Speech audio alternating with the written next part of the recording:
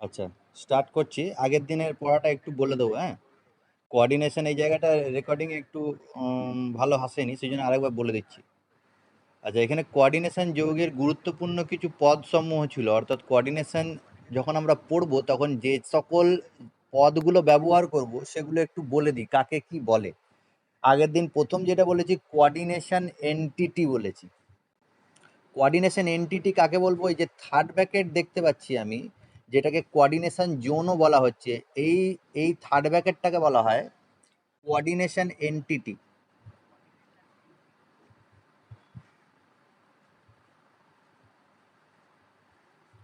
Entity. আচ্ছা, আগের দিনই বলেছি, আরেকবার রিপিট করছি, যে এইটা তিন রকম হতে পারে। এক হতে পারে প্রশম হতে পারে, নিউট্রাল হতে পারে। দুই হতে পারে ক্যাটায়নিক হতে পারে, ক্যাটায়নিক। তিন হতে পারে অ্যানায়নিক হতে পারে। আমি তিনটেই বলেছিলাম, এক্সাম্পলও দিয়েছিলাম।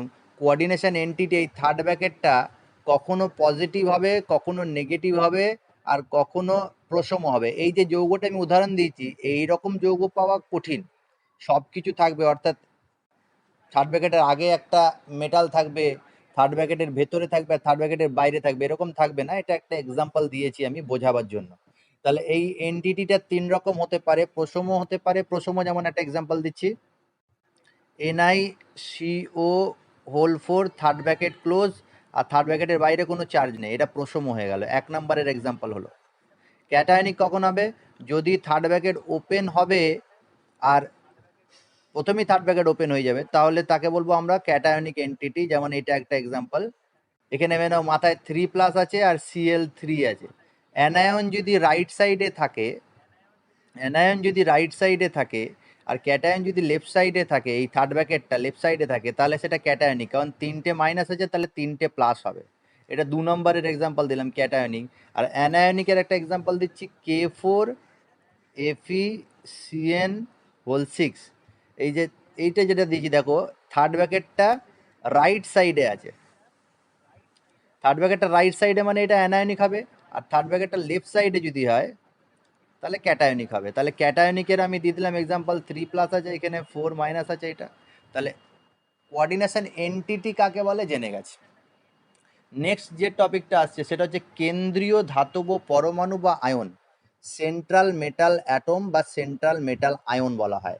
এটাকে বলছি আমরা কেন্দ্রীয়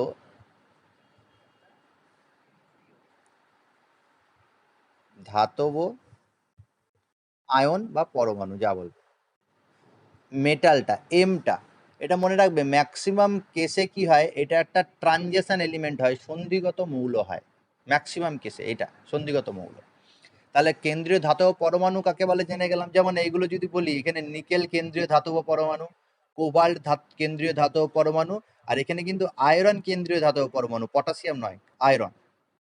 তাহলে কেন্দ্রীয় ধাতব পরমাণু কাকে বলা হয় জেনে গেলাম, বা কেন্দ্রীয় ধাতব আয়ন কাকে বলা হয় জেনে গেলাম।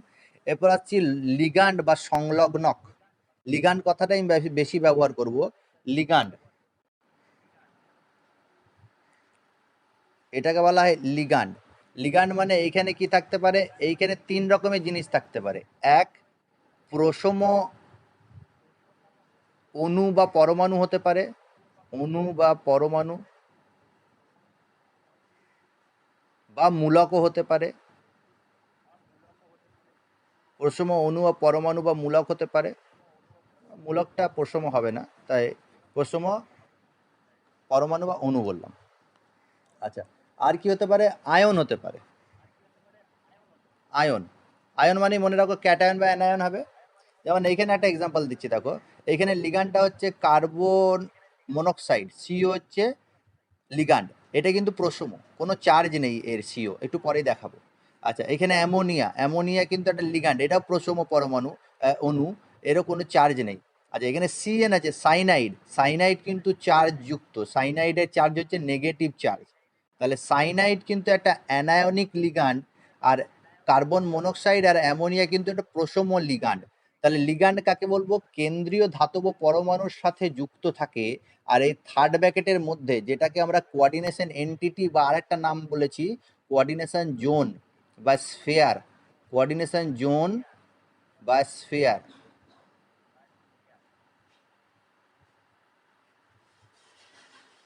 কোঅর্ডিনেশন স্ফিয়ারও বলা হয়, আগের দিন এটা বলে দিয়েছি কিন্তু, কোঅর্ডিনেশন জোন বা কোঅর্ডিনেশন স্ফিয়ার, কোঅর্ডিনেশন অঞ্চল। আচ্ছা, এইখান পর্যন্ত হয়ে যাওয়ার পর লিগ্যান্ডের সাথে আরেকটা জিনিস যুক্ত ছিল, দাতা পরমাণু। দাতা পরমাণু কাকে বলবো? যদি লিগ্যান্ডটা অনেকগুলো পরমাণু নিয়ে থাকে, যেমন এখানে অ্যামোনিয়া দুটো পরমাণু নিয়ে আছে, অর্থাৎ একটা নাইট্রোজেন আর তিনটে হাইড্রোজেন, দুই রকম পরমাণু নিয়ে আছে। এইখানে যার মাধ্যমে মেটালের সাথে লিগ্যান্ডটা যুক্ত হবে, যেমন এইখানে নাইট্রোজেনের মাধ্যমে কিন্তু মেটালের সাথে যুক্ত হয়। যেমন এখানে বলবো কোবাল্টের সাথে যেটা যুক্ত হয়েছে, তাহলে কোবাল্টের সাথে কিন্তু নাইট্রোজেন যুক্ত হয়েছে, নাইট্রোজেন পরমাণুটা, হাইড্রোজেন হয়নি। আর নাইট্রোজেন নিজের লোন পেয়ার দান করে যুক্ত হয়েছে, তাই অ্যামোনিয়াতে দাতা পরমাণুকে, নাইট্রোজেন হচ্ছে দাতা পরমাণু, এন দাতা পরমাণু।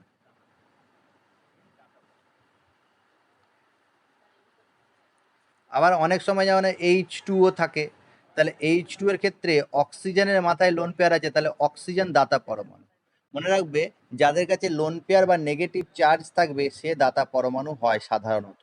তাহলে লিগ্যান্ড জেনে গেলাম, দাতা পরমাণু জেনে গেলাম।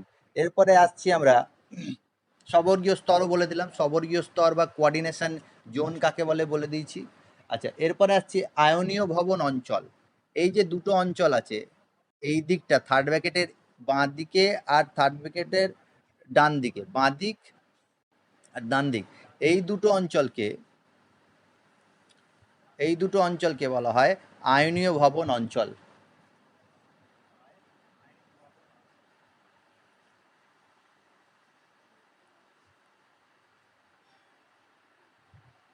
আয়নীয় ভবন অঞ্চল ইংলিশে বলা হয় আয়োনাইজেশন স্ফিয়ার। এটা হচ্ছে আয়োনাইজেশন স্ফিয়ার। কোঅর্ডিনেশন জোন বা কোঅর্ডিনেশন স্ফিয়ার মাঝে ভেতরে, আর বাইরেগুলোকে বলা হয় আয়োনাইজেশন স্ফিয়ার। আর এখানে যে আয়নগুলো থাকে, এই যে আয়নটা আছে, এইখানে যে আয়নটা আছে ক্যাটায়ন বা অ্যানায়ন, এগুলোকে বলা হয় কাউন্টার আয়ন। কাউন্টার আয়ন বলা হয় কাকে? কোঅর্ডিনেশন জোনের ভেতরে নয়, কোঅর্ডিনেশন বাইরে যেগুলো থাকে তাকে বলা হয় কাউন্টার আয়ন।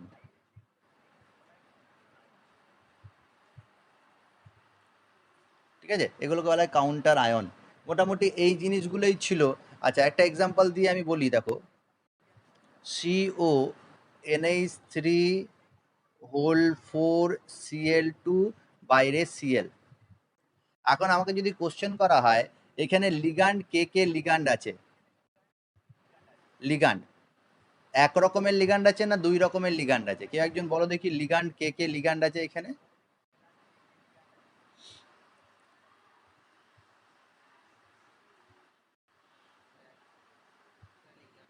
একটা লিগ্যান্ড আছে, রমেশ বলছো নাকি? লিগ্যান্ডটার নাম কি? একরকম তো বললে, লিগ্যান্ডটার নাম কি? হ্যাঁ বলো, এই যৌগের লিগ্যান্ড কে কে আছে? ও, দেখতেই পাচ্ছ না? দেখতে না পারলে বলবে কি করে? এই যে দেখতে পাচ্ছ সে বলো, এই যৌগতে লিগ্যান্ড কে কে আছে? এইখানে দুই রকম লিগ্যান্ড আছে, একটা হচ্ছে অ্যামোনিয়া, NH3 আছে, আর আরেকটা লিগ্যান্ড আছে Cl আছে লিগ্যান্ড। এই দুটো লিগ্যান্ড কিন্তু, এই যে ভেতরে Cl দুটো সেটা লিগ্যান্ড, আর এই যে ক্লোরিনটা আছে এটা কি বলতো? এটা লিগ্যান্ড নয়, এটা কি? ভেতরে দুটো, এটা কাউন্টার আয়ন, ভেরি গুড, এটা কাউন্টার আয়ন,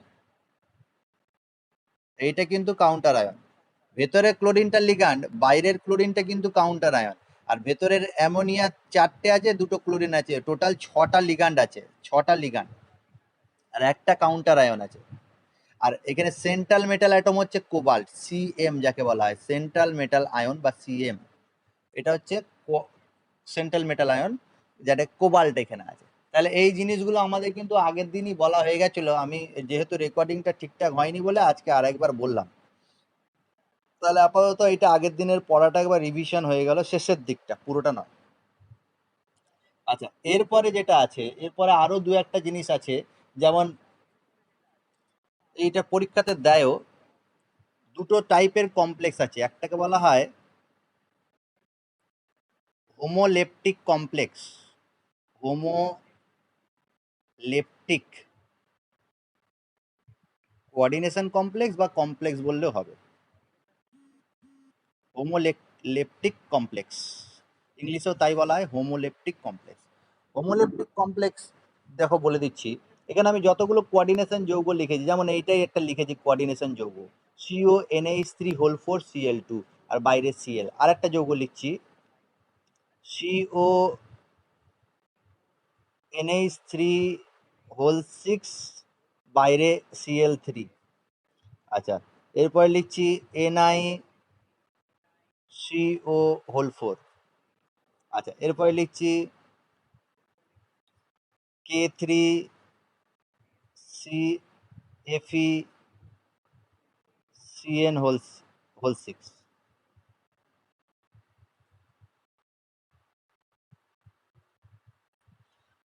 যতগুলো লিখেছি দেখো, ভেতরে যে লিগান্ড গুলো আছে সবগুলো একটা টাইপের লিগান্ড আছে, এক ধরনের লিগান্ড আছে। যখন কেন্দ্রীয় ধাতব পরমাণু বা আয়নের সঙ্গে কেবলমাত্র এক প্রকারের লিগান্ড যুক্ত থাকে তাকে বলা হয় হোমোলেপটিক। হোমো মানে আমরা জানি একই বা সমজাতীয়, তাহলে একই জাতীয় লিগান্ড যদি থাকে তাকে বলা হয় হোমোলেপটিক। তাহলে এইটা নিশ্চয়ই হোমোলেপটিক নয়। যেখানে দুই ধরনের লিগান্ড আছে বা দুই বা ততোধিক ধরনের যদি লিগান্ড থাকে তাকে বলা হয় হেট্রোলেপটিক। তাহলে হোমোলেপটিক কাকে বলবো?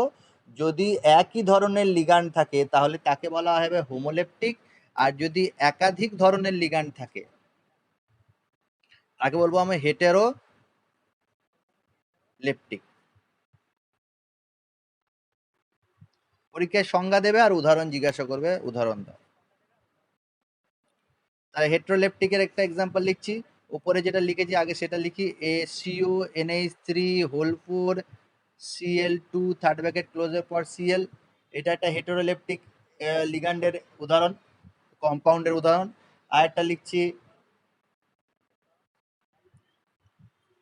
Ag সিলভার, এই যে না লিখে প্লাটিনাম লিখি, PT NH3 2Cl2। তাহলে এটা একটা হেটেরোলেপটিক। এরকম আরো অনেক হেটেরোলেপটিক আছে। আচ্ছা, একটা লাস্ট কোশ্চেন থেকে এটা বলো দেখি, এটা হোমোলেপটিক না হেটেরোলেপটিক বলে দাও দেখি একটু। CONH3 5ClSO4, এটা হোমোলেপটিক না হেটেরোলেপটিক? CONH3 5Cl হেটেরোলেপটিক কমপ্লেক্স বলা হয় এটাকে। এটা যেহেতু দুই ধরনের লিগান্ড আছে তাই একে হেটেরোলেপটিক বলছি। আর একটা লাস্ট এক্সাম্পল দিয়ে দিই, AgNH3 2Cl বা মাথায় প্লাস আছে, তাহলে এটা কি লেপটিক, হেটেরোলেপটিক না হোমোলেপটিক? AgNH3 2, এটা হোমোলেপটিক কমপ্লেক্স। জি, ঠিকই বলেছো। তাহলে হোমোলেপটিক কমপ্লেক্স আর হেটেরোলেপটিক কমপ্লেক্স কাকে বলে যদি পরীক্ষায় আমাকে কোশ্চেন দেয়, আমি ডেফিনেশন লিখে দিয়ে, বইতে খুব সুন্দর ডেফিনেশন দেওয়া আছে, ডেফিনেশন দেওয়ার পর একটা এক্সাম্পল দিয়ে দেবো, তাহলেই হয়ে যাবে।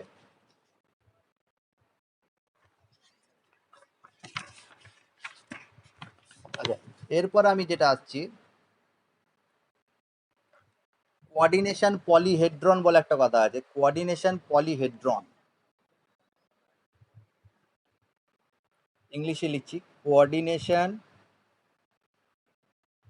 বাংলাতেও তাই বলা হয়, পলিহেড্রন, POLY, পলিহেড্রন। এইটার ডেফিনেশন একটু রিডিং পড়ে নিলেই হয়, বুঝে নিলেই বলেছি হবে। এবার এই যে মেটাল যেগুলো ছিল, কোঅর্ডিনেশন যৌগে যে মেটালটা আছে, সেই মেটালের সাথে যে লিগান্ডটা থাকবে থার্ড ব্র্যাকেটের মধ্যে, সেটা কিন্তু এন বলেছি। এবার এন ইকুয়ালস টু কি হতে পারে? এন ইকুয়ালস টু মিনিমাম হতে পারে 2, 3, 4, 5, 6, সাধারণত 6 পর্যন্তই আমাদের সিলেবাসে আছে, ইটিসি। এই মেটালের সাথে যে লিগান্ডগুলো আছে তাদের সংখ্যার উপর ভিত্তি করে প্রত্যেকটা মেটাল আর লিগান্ড এক একটা জিওমেট্রিক্যাল শেপ একটা জিওমেট্রিক্যাল গঠন আকৃতি পায়। যেমন যদি দুটো লিগ্যান্ড থাকে তাহলে এই রকম দেখতে হয়, আবার যদি তিনটে থাকে তাহলে এই রকম দেখতে হয়। এই প্রত্যেকটা জিওমেট্রির কিন্তু একটা নাম আছে। যেমন এটার নাম হচ্ছে লিনিয়ার, এটার নাম হচ্ছে, থার্ড ব্র্যাকেট দিয়ে দিলাম, এটার নাম হচ্ছে ট্রাইগোনাল প্লানার। এটা তোমরা কিন্তু কেমিক্যাল বন্ডিং চ্যাপ্টারটাতে পড়ানো আছে বা পড়েছো তোমরা। আবার যদি ভেবে নাও ছটা থাকে, যেমন এইটা হয়ে গেল ML2 টাইপ, আর এইটা হয়ে গেল ML3 টাইপ, আর আমি বলছি ML6 টাইপ যদি হয় তাহলে দেখতে কেমন হয়? মেটালটা মাঝে থাকে, আর চারটে লিগ্যান্ড চারটে কর্নারে থাকে, একটা স্কোয়ারের, আর একটা ওপরে থাকে একটা নিচে থাকে, অ্যাবভ দ্য প্লেন আর বিলো দ্য প্লেন। তাহলে এই যে জেমেট্রিটা পাচ্ছি, এই জেমেট্রিটার নাম কে বলতে পারবে?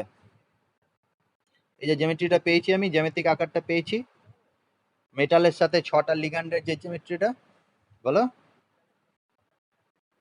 Octahedral, very good, octahedral geometry. এইটা একটা, হ্যাঁ এটা অক্টাহেড্রাল জেমেট্রি। তাহলে এই যে মেটালের সাথে লিগ্যান্ডের দাতা পরমাণু যুক্ত হয়ে যে ত্রিমাত্রিক গঠনাকৃতি পায় নির্দিষ্ট লিগ্যান্ডের জন্য, বা নির্দিষ্ট লিগ্যান্ডের সংখ্যার জন্য নির্দিষ্ট যে জ্যামিতি আকার পাই আমরা, তাকে বলা হয় কোঅর্ডিনেশন পলিহেড্রন। তাহলে কোঅর্ডিনেশন পলিহেড্রন কাকে বলে জেনে গেলাম। এবার আসছি, এই যে কোঅর্ডিনেশন এন্টিটি যেটা আছে, সেই কোঅর্ডিনেশন এন্টিটির মধ্যে যে মেটালটা থাকে তার আধান বের করব, জারণ সংখ্যা বের করব। আচ্ছা, তার আগে তো কোঅর্ডিনেশন এন্টিটির কি আধান হয় সেটা তো জেনেই গেছি। কোঅর্ডিনেশন এন্টিটি যেমন একটা এক্সাম্পল এটা দিচ্ছি, COCl NH3 whole 5 third bracket close Cl2। তোমাকে এখন যদি জিজ্ঞাসা করা, একটা কোশ্চেন করা হয় যে এই যে কোঅর্ডিনেশন এন্টিটিটা আছে তার আধান কত, COCl NH3 হোল 5 Cl2 এর আধান কত, তাহলে তোমাকে এটাকে বিয়োজন করতে হবে। বিয়োজন করার পর আমি কি পাবো দেখি, COCl NH3 whole 5 third bracket close, বাইরে দুটো Cl মাইনাস আছে, তাহলে প্লাস দিয়ে লিখলাম 2Cl মাইনাস। তাহলে এই এন্টিটিটার মাথায় চার্জ কি হবে, 2 প্লাস। তাহলে এই এন্টিটিটার আধান বার করার ফর্মুলা, এটাকে যদি ডিসোসিয়েট করি তাহলে আমি এন্টিটির প্লাস বা মাইনাস বা নিউট্রাল আছে সেটা বের করে নেব। যেমন আরেকটা এক্সাম্পল দিচ্ছি, K2PtCl4, এই যে যৌগটা আছে কোঅর্ডিনেশন যৌগটা K2PtCl4, সেই K2PtCl4 এর এন্টিটিটার আধান কত যদি জানতে চাই তোমাদের কাছে, তাহলে কি করতে হবে, দুটো পটাশিয়াম আছে আর পটাশিয়ামের চার্জ থাকে +1, তাহলে 2K প্লাস, আর একটা বড় প্লাস দিয়ে PtCl4 থার্ড ব্র্যাকেট ক্লোজ করে 2 মাইনাস। তাহলে কোঅর্ডিনেশন এন্টিটির যে চার্জ হয়, সেই কোঅর্ডিনেশন এন্টিটির চার্জ কিন্তু আমরা বার করতে শিখে যাচ্ছি, যে কোঅর্ডিনেশন এন্টিটির কি চার্জ হবে। আর প্রশ্ন হলেও তো খুব সহজেই বের করে নিতে পারবো। তাহলে কোঅর্ডিনেশন এন্টিটির চার্জ বের করে নিলাম। এবার আমাদের যে খুব ইম্পর্টেন্ট কাজ, সেটা পরীক্ষায় থাকে, অবশ্যই থাকে, ডাইরেক্টলি বা ইনডাইরেক্টলি, সেটা হচ্ছে সেন্ট্রাল মেটাল অ্যাটমগুলো যেগুলো আছে বা সেন্ট্রাল মেটাল আয়ন আছে, সেই সেন্ট্রাল মেটাল আয়নের চার্জ বার করতে হয়। এটা সবাই খাতা পেন নিয়ে আশা করি বসে আছো, তুমি হেডিং দাও সবাই। কেন্দ্রীয় ধাতব পরমাণুর জারণ সংখ্যা নির্ণয়, অক্সিডেশন স্টেট ক্যালকুলেশন করব। সেন্ট্রাল মেটাল অ্যাটমে, যারা ইংলিশ ভার্সনে আছো, সেন্ট্রাল মেটাল আয়নের, সেই সেন্ট্রাল মেটাল আয়নের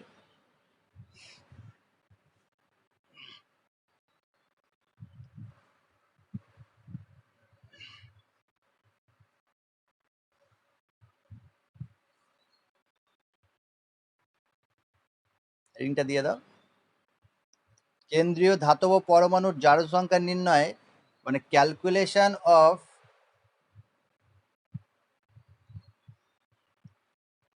oxidation number of central metal ion. Calculation of oxidation number of central metal ion.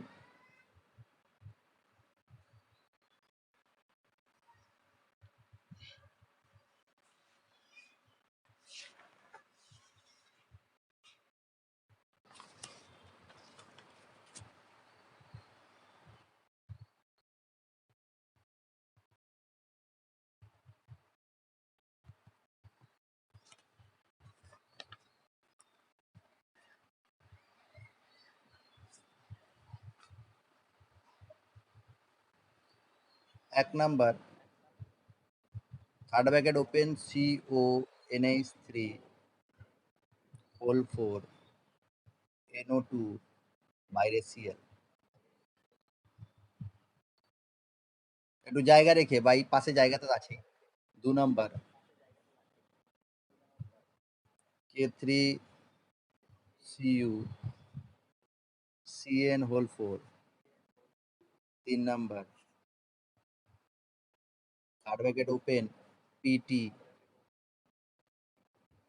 NH3 whole 4 NO2 Cl third bracket close.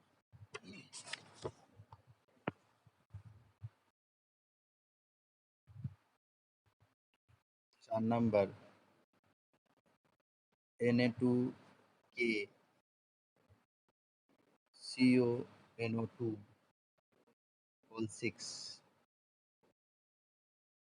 5 number, হ্যাঁ শুনতে পাচ্ছি, বলো।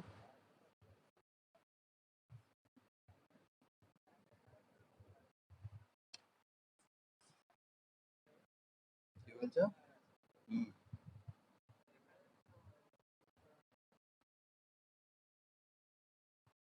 হ্যাঁ, নেটওয়ার্কের প্রবলেম হচ্ছে। আমার পাশে যে মোবাইলটা আছে সেই মোবাইলেও দেখছি আসছে। আমি বলছি, সেই জন্যই তো বলছি লিখে লিখে নাও। হুম।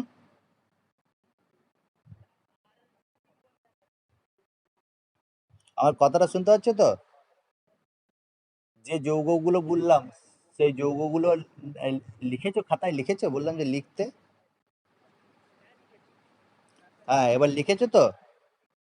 যারা যারা লিখে নিয়েছো, তাদের ক্ষেত্রে বলছি, প্রথম যে যৌগটা লিখেছি সেটা বলছি আরেকবার শুনে নাও। থার্ড ব্র্যাকেট ওপেন করেছি, কোবাল্ট লিখেছি CO, তারপর NH3 whole 4 NO2 whole 2 NO2 whole 2, third bracket close করার পর লিখেছি Cl।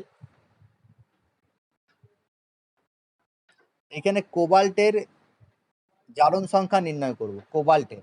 কোবাল্টটাকে স্টার দিলাম, কোবাল্টের জারণ সংখ্যা নির্ণয় করবো। মনে রাখবে, কেন্দ্রীয় ধাতব পরমাণু জারণ সংখ্যা নির্ণয় করছি। যেহেতু কোবাল্টের জারণ সংখ্যা আমি জানি না, আমি ধরে নিলাম, যারা রেডক্স পড়েছো চ্যাপ্টারটা সেখান থেকেই শিখে নাও, এটা এক্স ধরে নেবে।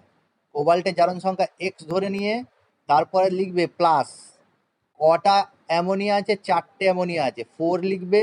অ্যামোনিয়ার জারণ সংখ্যা হচ্ছে 0। পাশে পাশে লিখে রাখো যে অ্যামোনিয়ার জারণ সংখ্যা 0, খাতার পাশে বাঁ দিক করে বা ডান দিক করে। অ্যামোনিয়ার জারণ সংখ্যা 0 প্লাস দুটো NO2 আছে, লিখবে 2 ইন্টু, ব্র্যাকেটে লিখবে -1। NO2 আধান হচ্ছে -1। তাহলে NO2 আধানও জেনে গেলে। আর লাস্টে যেটা আছে একদম থার্ড ব্র্যাকেটের পরে, সেটা আছে একটা Cl আছে, তাহলে 1 ইন্টু -1। ক্লোরাইডেরও জারণ সংখ্যা -1। তাহলে সবগুলোকে প্লাস করার পর ইকুয়ালস টু 0 লিখবে। তাহলে এইখান থেকে তোমাকে এক্স বের করে নিতে হবে। এক্স ইকুয়ালস টু কত, সেটাই জারণ সংখ্যা। তাহলে x plus 4 into 0, 2 into -1 plus 1 into -1 equals to 0। তাহলে ওভারঅল দেখো কোনো চার্জ নেই যৌগটার মাথায়, সেই জন্যই 0 করেছি। তাহলে এক্স ইকুয়ালস টু কত আসছে? এক্স ইকুয়ালস টু নিশ্চয়ই 3 আসছে, প্লাস প্লাস 3। তাহলে এই +3 হচ্ছে কোবাল্টের জারণ সংখ্যা। এইটাকে +3 আকারে লিখতে পারি বা রোমান হরফে 3 লিখতে পারি। রোমান হরফে মাথায় 1 2 3 এরকম 3টে দাগ দিতে পারি। এরপরেরটা আসছি 2 নম্বরে যে যৌগটা আছে, যারা শুনতে পাচ্ছ তারা শোনাটা শুনেই আর কি কাজটা করো। K3 third bracket open, potassium 3টে আছে, তারপর third bracket open, CuCN whole 4। CuCN whole 4। এবার আমাকে কপারের জারণ সংখ্যা বের করে দেখাও সবাই। পটাশিয়াম পটাশিয়াম আছে, পটাশিয়ামের চার্জ জেনে নাও। গ্রুপ ওয়ানে যারা থাকে, গ্রুপ ওয়ান কে কে আছে? হাইড্রোজেন, লিথিয়াম, হাইড্রোজেনকে বাদ দাও, lithium, sodium, potassium, rubidium, caesium, এদের সবারই জারণ সংখ্যা +1। তাহলে 3টে পটাশিয়াম আছে, 3 × +1, প্লাস প্লাস দেওয়ার পর কপারের জারণ সংখ্যা জানি না, এক্স ধরে নিয়েছি, প্লাস সাইনাইড আছে 4টে সাইনাইড, সাইনাইডের জারণ সংখ্যা -1। তাহলে পাশে লিখে রাখবে যে সিএন এর জারণ সংখ্যা -1, সিএন এর জারণ সংখ্যা -1 ইকুয়ালস টু কি 0। তাহলে এক্স সমান কত হবে? দেখো ভালো করে দেখো, 3টে পটাশিয়াম আছে, 3টে চার্জ আছে প্লাস, আর 4টে মাইনাস আছে, তাহলে একটা বেরোবে +1 বেরোবে। কপারের মাথায় লিখবে +1 বা রোমান হরফে 1 লিখে দেবে। এটা গেলে জারণ সংখ্যা বার করার পদ্ধতি। এবার যেমন একদম 5 নাম্বার একটা যৌগ দিয়েছি, সেটাতে যাচ্ছি আমি। বাকিগুলো বাড়িতে অনেকগুলো কাজ দেবো, সেগুলো করে নেবে, আমি জেরক্স পাঠিয়ে দেবো, সেগুলো করে নেবে সবাই। আচ্ছা, লেখা আছে থার্ড ব্র্যাকেট ওপেন FeCN6, আর থার্ড ব্র্যাকেটের পরে মাথায় 4-। তাহলে এইখানে আয়রনের জারণ সংখ্যা বের করতে হবে। আয়রনকে এক্স ধরে নাও, আয়রনকে এক্স ধরলাম, আর 6টা সাইনাইড আছে, তাহলে 6 × -1 ইকুয়ালস টু কিন্তু 0 লেখা যাবে না, আর ইকুয়ালস টু কত লিখতে হবে? ইকুয়ালস টু লিখতে হবে যতটা মাথায় চার্জ আছে -4 লিখতে হবে, ইকুয়ালস টু -4। তাহলে এক্স ইকুয়ালস টু কত বেরোবে? +2 বেরোবে। ভেরি গুড, +2 বেরোবে। তাহলে এইটা হয়ে গেল আয়রনের জারণ সংখ্যা, মাথায় লিখে দিলাম রোমান হরফে 2। এরকম ভাবে জারণ সংখ্যা নির্ণয় করতে হবে। আর লিগ্যান্ডের যে চার্জগুলো থাকবে আর আয়নের যে চার্জগুলো থাকবে, সেইটার একটা লিস্ট তোমাদেরকে আমি দিয়ে দেবো। তাহলে তুমি মোটামুটি সব লিগ্যান্ডের চার্জ জেনে যেতে পারবে। ঠিক আছে? তাহলে চার্জগুলো বলে দেবো আমি, আর নামগুলো আর সংকেতগুলো লিখে তোমাকে একটা জেরক্স পাঠাবো। সেই জেরক্স দেখে তুমি মুখস্থ করে নেবে চার্জগুলো, আর সেন্ট্রাল মেটাল আয়নের জারণ সংখ্যা নির্ণয় করতে পেরে যাবে। তাহলে এরকম জারণ সংখ্যা নির্ণয় করতে তোমাকে পরীক্ষায় দেবে, বা যখন কোঅর্ডিনেশন যৌগের নমেনক্লেচার শিখবে, তখনও কিন্তু জারণ সংখ্যাগুলো লাগবে। আচ্ছা, আর একটা দেখি করে দেখাও, সবাই শুনছো যখন আমার কথাটা, এইটা একটু করে দেখাও, একটা দিচ্ছি আমি।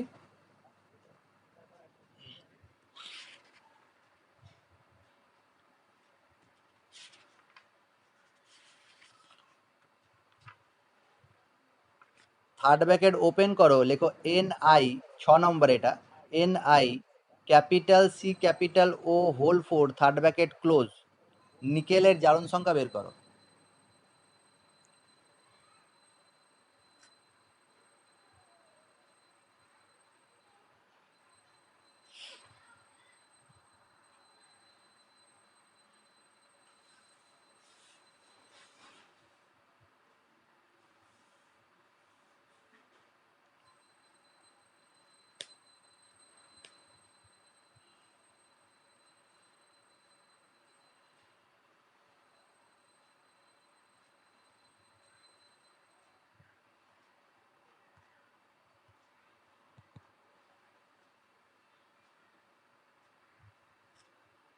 নিকেলের জারণ সংখ্যা NiCO whole 4 third bracket close, নিকেলের জারণ সংখ্যা বের করে দেখাও। X equals to, x plus 4টে কার্বনিল আছে, CO কার্বন মনোক্সাইড, কার্বন মনোক্সাইডের আধান কিন্তু 0, ইকুয়ালস টু 0। তাহলে x equals to 0। Nickel tetra carbonyl, nickel 4টে যে কার্বনিল আছে, সেই নিকেল টেট্রা কার্বনিলের নিকেলের জারণ সংখ্যা